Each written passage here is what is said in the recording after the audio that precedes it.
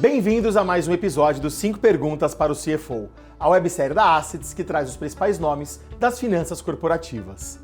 Nosso convidado de hoje é Fausto Moreira, CFO do Grupo CIMED, um dos maiores players da indústria farmacêutica brasileira. Fausto construiu uma carreira sólida em empresas de grande porte, com foco em gestão estratégica e eficiência operacional. Neste episódio, ele fala sobre os desafios de liderar finanças em um setor altamente regulado e compartilha sua visão sobre o futuro da indústria. Não perca! Eu sou engenheiro de produção da Poli.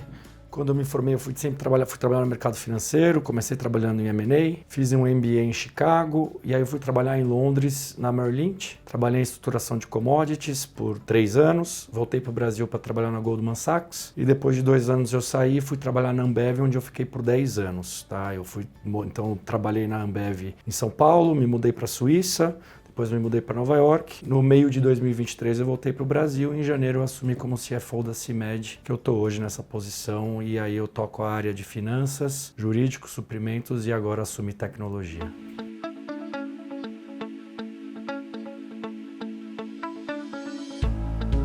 Na parte dos desafios, a grande diferença assim, a gente vai competir com uma empresa global, os recursos financeiros que elas têm, a quantidade de investimento que eles têm é gigantesco perto do que a gente tem capacidade. Do outro lado, então, eles têm muito mais escala, produtividade com as fábricas de ponta, que acaba sendo uma competição mais difícil para a gente. Ao mesmo tempo, o Brasil é um ambiente que tem uma volatilidade macroeconômica muito grande.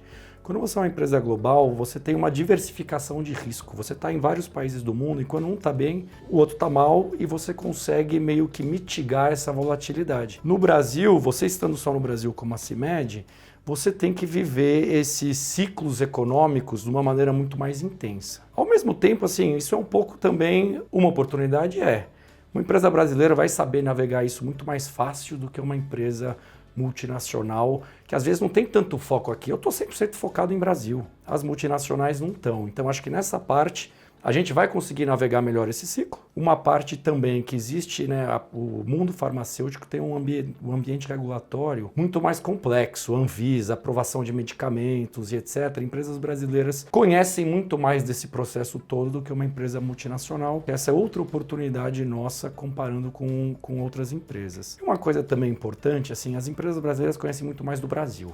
O João fala muito, o CEO da CIMED, que o Brasil é o Brasil de 10 Brasis. Cada lugar do Brasil é uma dinâmica diferente. E a gente aqui, vivendo aqui, que nasceu aqui, se criou aqui, a gente conhece muito mais dessa dinâmica de Brasil. E aí acho que um pouco do peixe da CIMED nós somos, acho que, a única farmacêutica que tem distribuição direta. Então, eu tenho 26 CDs espalhados pelo Brasil inteiro, então eu consigo ver muito mais rápido onde está crescimento de demanda, onde eu estou tendo problema e ter uma reação muito mais rápida do que uma empresa multinacional que vem aqui, produz e vende muito mais por distribuidores. Então essa vantagem de velocidade, de saber o que está acontecendo na ponta, é uma vantagem competitiva muito grande para a gente.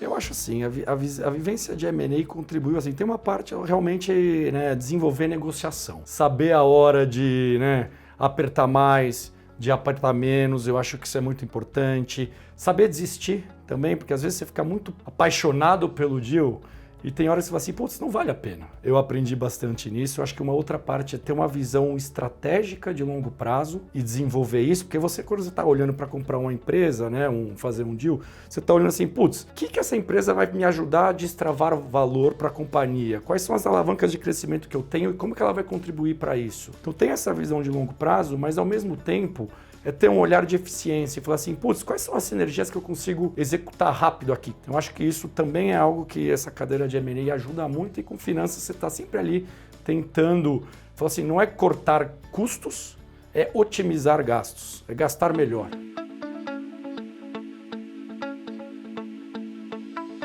Eu acho assim, cada companhia está num nível de maturidade diferente, então é muito difícil falar assim, putz, eu posso falar o que é prioridade para a CIMED, mas talvez não seja para outra companhia. Para mim, quando eu olho, eu falo assim, a primeira coisa que uma empresa tem que fazer é a base, ter a infraestrutura básica para todo mundo. Então você organizar a estrutura de dados da companhia, você ter o One Source of Truth, então é verdade única, da informação. Toda companhia tem que usar os mesmos números, mesmo número de receita bruta, mesmo número de receita líquida, mesmo número de margem, que parece uma coisa básica, mas não é, tá? Porque toda companhia que eu fui, as áreas usam números diferentes. Então, a gente estandarizar isso, para mim, é fundamental, porque só quando você tem essa base que você consegue aí começar a usar todas essas buzzwords de hoje em dia, AI, machine learning. Se a base não está feita direito, o resultado vai estar errado. Essa base é fundamental. Depois disso, você realmente automatização de processos. Essa é a segunda leva, por quê? Porque você tem que liberar tempo para o time financeiro realmente parar, pensar, fazer as análises e ficar menos na parte manual,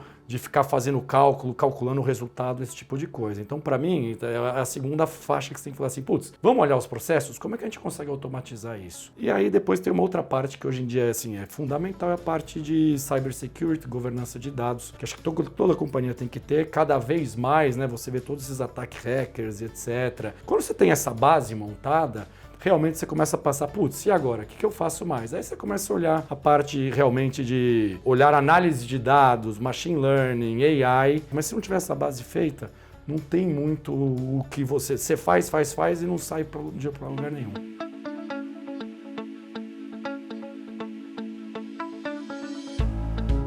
A primeira coisa, assim, é liderar por exemplo, tá? Então, não é falar, não é criar políticas, é dar o exemplo, né? Então eu tenho que dar o exemplo disso na companhia. Outra parte que eu sou uma pessoa muito, né, meritocracia, tá? Então eu acho essa fomentação da meritocracia, assim, já é provado que times diversos, eu já falei, produzem soluções mais eficientes, melhores e etc. Então acho que essa promoção da meritocracia, da análise de dados, acaba fomentando essa diversidade naturalmente. E aí é muito nessa parte da colaboração. Eu tenho que incentivar os times e o financeiro a essa colaboração, a essa integração entre áreas. E isso também ajuda a fomentar muito essa, né, troca de ideias e troca de conhecimento entre os funcionários da companhia e prosperando, então, a diversidade. A primeira coisa é você ter uma gestão muito mais baseada em dados, em resultados. Desde que eu entrei, a gente tem trabalhado muito lá na CIMED, por exemplo, na qualidade da informação, na visibilidade, começar a olhar o resultado das iniciativas que a gente tomou. Então, para mim, é muito isso. Eu acho que é uma cultura, essa cultura de colaboração, né? Eu não quero um financeiro que fica lá isolado, é um financeiro que está conectado com todas as áreas como business partners, que estamos construindo, acho que desde que eu entrei, mas para mim eu acho que esse é o fundamental, porque é o jeito que você faz a companhia evoluir e está sempre nessa melhoria contínua. Então, eu acho que isso é muito importante e no final é ter uma área financeira que não dependa de mim. Eu saio no dia seguinte e nada mude e não tenha nenhum choque, porque ela já está muito bem preparada para tocar todos os desafios.